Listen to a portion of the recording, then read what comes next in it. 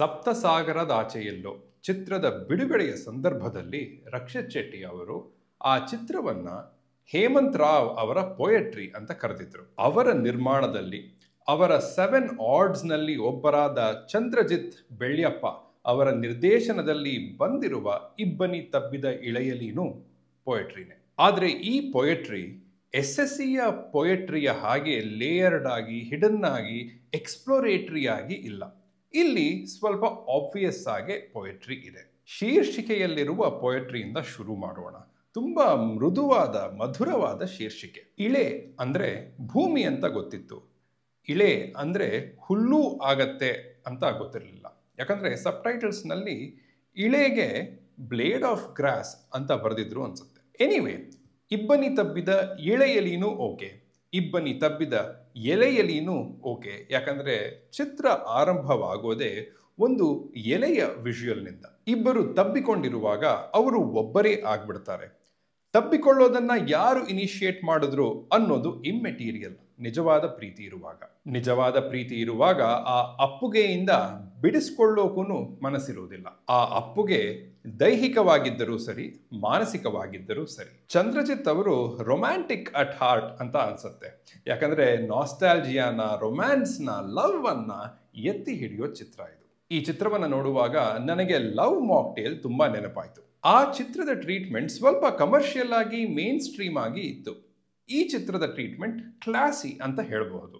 Main stream ಟ್ರೀಟ್ಮೆಂಟ್ಗಿಂತ classy treatment better ಅಂತೆಲ್ಲ ನಾನು ಹೇಳೋಕೆ ಹೋಗೋದೇ ಇಲ್ಲ. ಯಾಕಂದರೆ at the end of the day ಚಿತ್ರದ ಇಂಪ್ಯಾಕ್ಟ್ ಏನಾಗಿತ್ತು, ಎಂಥದ್ದಾಗಿತ್ತು ಅನ್ನೋದು ಮಾತ್ರ ಮುಖ್ಯವಾಗತ್ತೆ. ಎನಿವೆ, ಈ ಚಿತ್ರದ ಒನ್ ಲೈನ್ ಕಡೆಗೆ ಬರೋಣ. ಸಿದ್ಧಾರ್ಥ್ ಅಶೋಕ್, ಸಿಡ್, ಕಥೆಯ ನಾಯಕ. ಆತನಿಗೆ ಮದುವೆ, ಆದರೆ ಆತ ಆ ಮದುವೆಗೆ ಸಂಪೂರ್ಣವಾಗಿ ರೆಡಿ ಇಲ್ಲ. ಕಾರಣ ಏನು? ಆ ಕಾರಣವನ್ನ ದಾಟಿ ಆತ ಮದುವೆಗೆ ರೆಡಿ ಆದ್ನೋ ಇಲ್ವೋ ಅನ್ನೋದೇ ನನ್ನ ಸ್ಪಾಯ್ಲರ್ ಫ್ರೀ ಒನ್ ಲೈನ್. ಕಾರಣ ಅಂದ್ರೆ ಫ್ಲಾಶ್ ಬ್ಯಾಕ್ ಇರುತ್ತೆ, ಫ್ಲಾಶ್ ಬ್ಯಾಕ್ ಅಂದ್ರೆ ಕಾಲೇಜ್ ಇರುತ್ತೆ, and then you know the flow. ಒಂದು ರೆಗ್ಯುಲರ್ ಕಥೆಯನ್ನ ಒಳ್ಳೆ ವಿಜುವಲ್ ಏಸ್ಥೆಟಿಕ್ಸ್ ಇಂದ ಪ್ಯಾಕೇಜ್ ಮಾಡಿರುವ ಚಿತ್ರ ಇದು. ಟರ್ಕ್ವಾಯ್ಸ್ ಅಂದ್ರೆ ಟರ್ಕ್ವಾಯ್ಸ್, ಗ್ರೀನ್ ಅಲ್ಲ. ಆ ಲೆವೆಲ್ಗೆ ಏಸ್ಥೆಟಿಕ್ಸ್ ಮುಖ್ಯ. ಸಂಭಾಷಣೆ, ಸಂಗೀತ, ಹಾಡುಗಳು ಎಲ್ಲವೂ ವಿಜುವಲ್ ಏಸ್ಥೆಟಿಕ್ಸ್ಗೆ ತಕ್ಕಂತೆ ಸಾಫ್ಟ್ ಆಗಿಯೇ ಇವೆ. ಒಂದು ಕಡೆ ಐ ಪ್ಲೀಸಿಂಗ್ ವಿಜುವಲ್ಸ್ ಇಂದ ಪೊಯೆಟ್ರಿ, ಇನ್ನೊಂದು ಕಡೆ ವಾಯ್ಸ್ ಓವರ್ನಲ್ಲಿ, ಮಾತುಗಳಲ್ಲಿ ಪೊಯೆಟ್ರಿ ಚಿತ್ರವಿಡೀ ಬರ್ತಿರುತ್ತೆ. ಇದರ ಆಬ್ವಿಯಸ್ನೆಸ್ ನನಗೆ ಅಷ್ಟು ವರ್ಕ್ ಆಗಲಿಲ್ಲ. 29th ಫೆಬ್ ಬರ್ತ್ಡೇ, ಮುಖದಲ್ಲಿ ನಗು, ಕಣ್ಣಲ್ಲಿ ನೀರು, the red letter box, the girl who loved flowers, the last leaf, dew drops and sunshine, ಈ ರೀತಿಯದ್ದು ಬರುತ್ತಲೇ ಇರುತ್ತವೆ. ಕಥೆಯ ಫೆಮಿಲಿಯಾರಿಟಿಯಿಂದಲೋ ಅಥವಾ ಈ ಪೊಯೆಟ್ರಿಯ ಆಬ್ವಿಯಸ್ನೆಸ್ ನಿಂದಲೋ ಈ ಲವ್ ಟ್ರಯಾಂಗಲ್ ನಲ್ಲಿರುವ ಮೂರೂ ಪಾತ್ರಗಳ ಜೊತೆಗೂ ಒಂದು ಎಮೋಷನಲ್ ಕನೆಕ್ಟ್ ಅನ್ನ ನಾನು ಬೆಳೆಸ್ಕೊಳ್ಳೋಕೆ ಸಾಧ್ಯವೇ ಆಗಲಿಲ್ಲ. And given that this film has more than a couple of love stories, that disconnectedness didn't help the cause. ಚಿತ್ರ ನೋಡೋಕೆ ಚೆನ್ನಾಗಿದೆ, ನಟರು ತಮ್ಮ ಕೆಲಸವನ್ನ ತುಂಬಾ ಚೆನ್ನಾಗಿ ಮಾಡಿದ್ದಾರೆ, ಸರಿ, ಆ ಪಾತ್ರಗಳಿಗೆ ಒಳ್ಳೇದಾಗ್ಲಿ ಅಂತ ಅನ್ನಿಸ್ತೇ ಹೊರತು SSC ನಲ್ಲಿ ಅನ್ನಿಸ್ದ ಹಾಗೆ ಅಯ್ಯೋ ದೇವ್ರೇ ಹೇಗಾದ್ರೂ ಮಾಡಿ ಇವರಿಬ್ಬರನ್ನ ಒಂದು ಮಾಡ್ಬಿಡಪ್ಪ ಅಂತ ಅನ್ನಿಸ್ಲಿಲ್ಲ. ಎರಡು ಚಿತ್ರಗಳನ್ನ, ನಿರ್ದೇಶಕರನ್ನ, ಬರಹಗಾರರನ್ನ ನಾನು ಕಂಪೇರ್ ಮಾಡ್ತಾ ಇಲ್ಲ.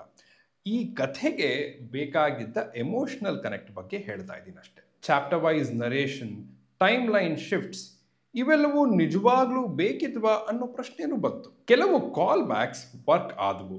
ಉದಾಹರಣೆಗೆ ಎಲೆಕ್ಟ್ರಿಕ್ ಪೋಲ್, ಅದು ಎಕ್ಸ್ಪೆಕ್ಟೆಡ್ ಕಾಲ್ ಬ್ಯಾಕೇ, ಆದರೆ ಅದನ್ನ ಮಾಡಿದ ರೀತಿ ಚೆನ್ನಾಗಿತ್ತು. ಕೆಲವು ಕಾಲ್ ಬ್ಯಾಕ್ಸ್ ಸ್ವಲ್ಪ ಫೋರ್ಸ್ಡ್ ಅನ್ಸಿದ್ವು.